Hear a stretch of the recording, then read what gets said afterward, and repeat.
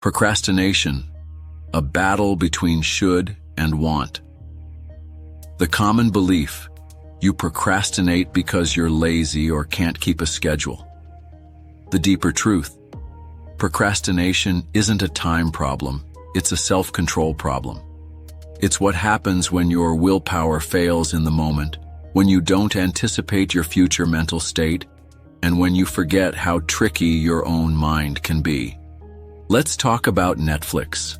It's more revealing than you think. If you're like most people with a Netflix account, especially one you can stream on a big screen, you've probably built a list of hundreds of titles you swear you'll watch. Scroll through your queue. Why so many long, serious films sitting untouched? How many times have you skipped Dead Man Walking, even though you added it years ago?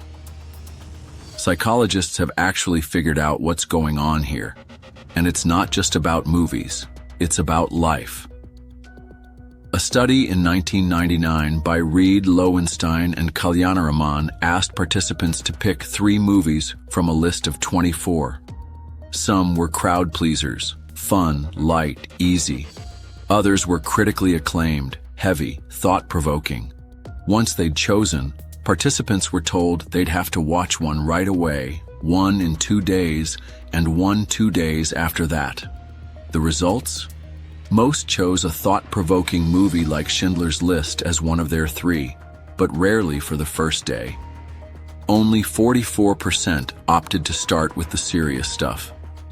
Most kicked things off with something light, The Mask, Speed, etc. But when the rules changed, when they had to watch all 3 movies back-to-back, films like Schindler's List became 13 times less likely to be picked at all. Planning healthy, choosing junk. The study confirmed a pattern. People treat planning like grocery shopping.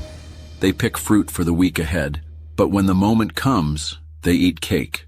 You do this too. You buy kale and apples, only to let them rot in the fridge.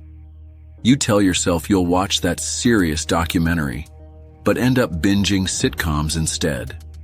Psychologists call this present bias, a tendency to favor what feels good right now over what makes sense in the long run. That's why your digital movie list is full of Oscar winners you'll probably never watch. It's not that you don't want to be better. It's that you in the moment has different priorities than you in the future.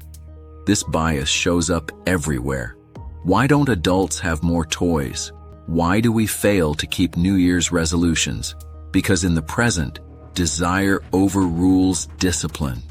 You say you'll get in shape, so you buy dumbbells and protein powder. You even weigh yourself.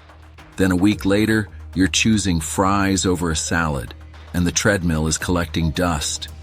At first, the setbacks feel like tiny slip-ups, but over time, they add up. Eventually, the goals you once set so passionately feel like just another set of empty promises. And when the next new year rolls around, you know exactly what your resolution will be. Again, the daily delay. Procrastination isn't some isolated flaw.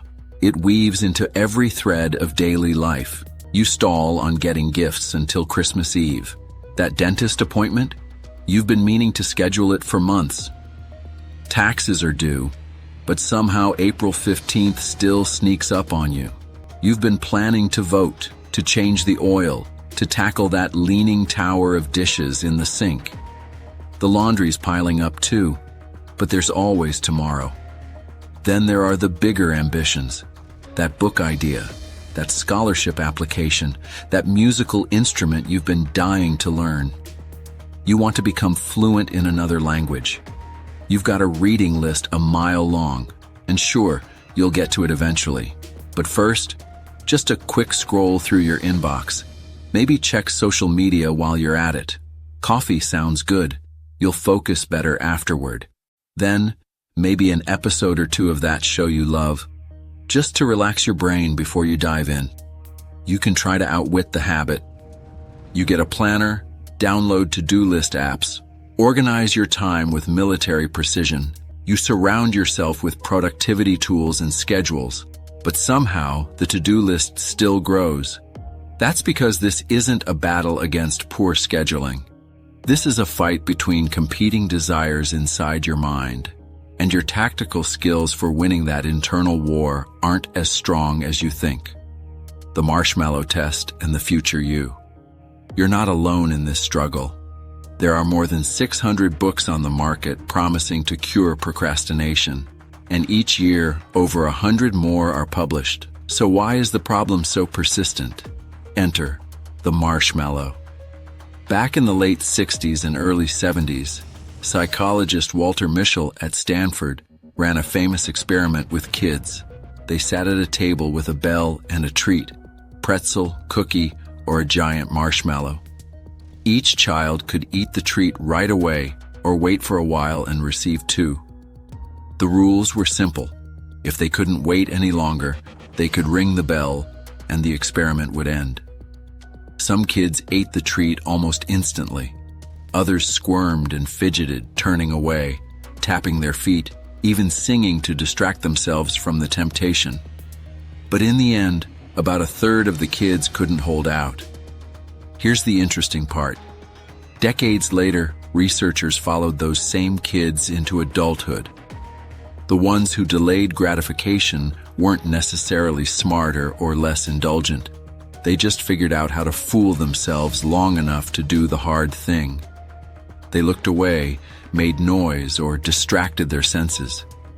They anticipated that staring at the marshmallow would destroy their willpower, and as adults, those same kids, now grown, had higher SAT scores, fewer behavioral problems, and better life outcomes in general, all because they developed early tricks to deal with temptation. Thinking about thinking. The real breakthrough here isn't about kids resisting sweets. It's about how they did it. The marshmallow experiment revealed something deeper than willpower. It was about metacognition, the ability to reflect on your own thoughts and emotional impulses. This is where the key lies in the battle of should versus want. Here's the hard truth. Want doesn't disappear. It doesn't vanish just because you make a plan or set a goal. When you delay action, it's not because you're a bad person. It's because you haven't developed a strategy to deal with the version of yourself that will inevitably be tempted. And the uncomfortable part? You're terrible at imagining how you'll think or feel in the future. You always assume your future self will be just as motivated, just as focused, just as driven as you are now. But future you? That version of you often wants comfort, not progress. Take a simple test. Would you rather have $50 right now or $100 in a year? Most people take the quick $50. Now switch it up. $50 in 5 years or $100 in 6? The rational answer, wait for the bigger reward, suddenly feels easier. Nothing has changed except time.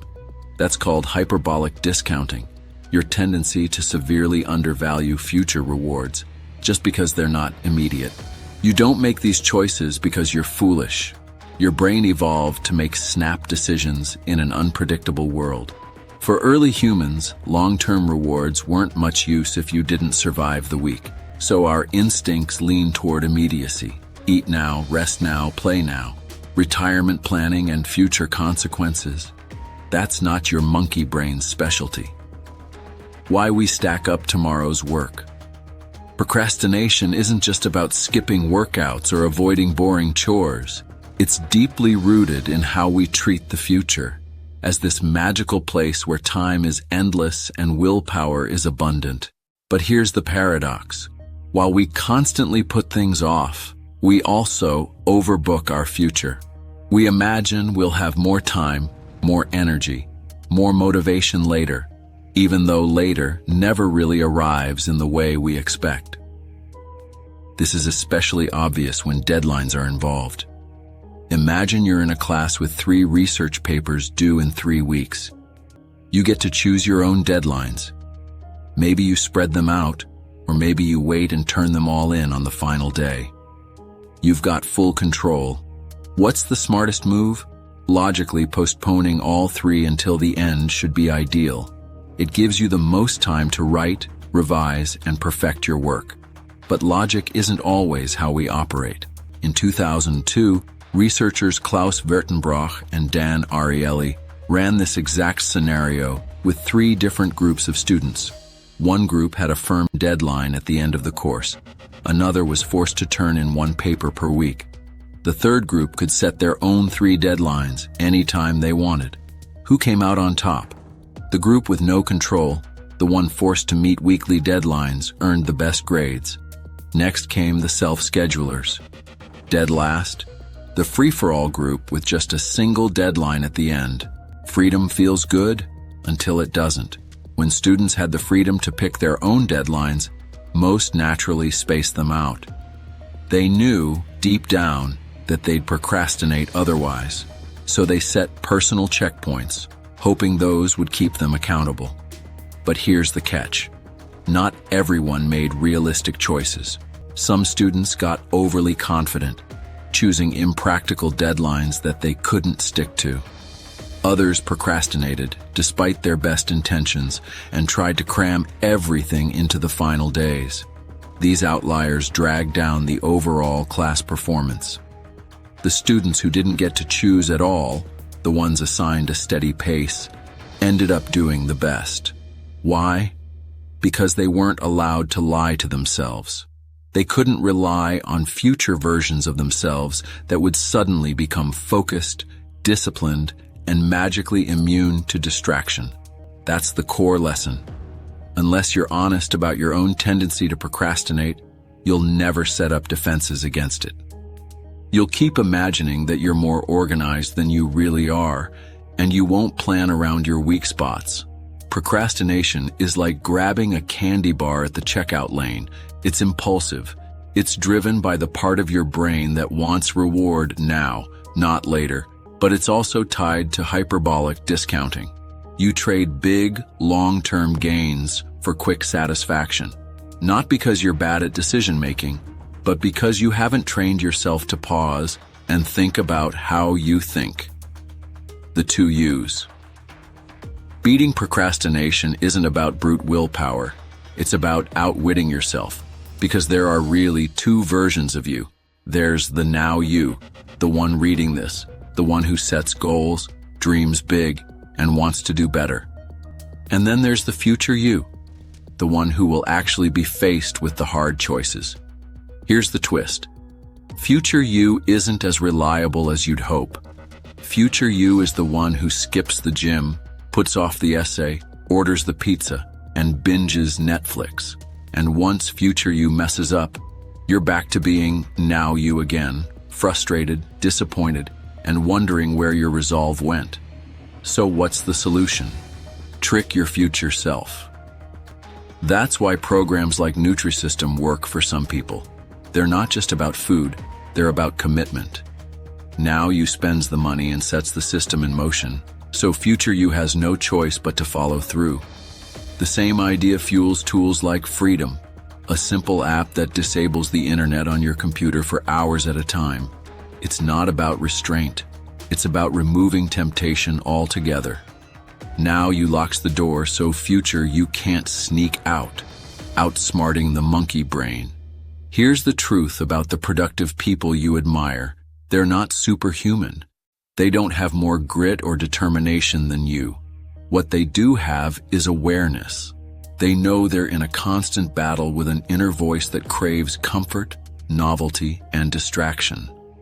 They've stopped trying to fix themselves through willpower alone. Instead, they build systems to keep that monkey brain part of themselves in check. These are the true productivity hacks, not new notebooks, apps, or color-coded schedules. The real edge comes from self-awareness, understanding that your mind is built to chase easy pleasure and dodge hard work, and that chasing productivity isn't about conquering that instinct. It's about outwitting it. So if you're stuck in a cycle of procrastination, don't beat yourself up.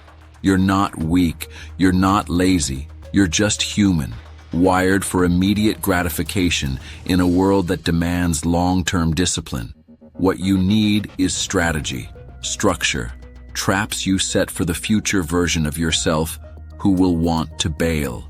Recognize that the you who sets goals is not the you who makes choices in the moment. The person who commits to the salad won't be the one facing the cupcake. The one who wants to write that article won't be the same person when the deadline feels far off and a video game is calling. If you know that, you can plan for it. You can set deadlines that don't let you delay. You can block distractions before they have a chance to tempt you. You can sign up, pay ahead, make promises, tell others, whatever it takes to make sure your future self stays in check. Because the goal isn't to become a flawless, perfectly motivated machine. It's to become a clever tactician in the quiet war inside your mind.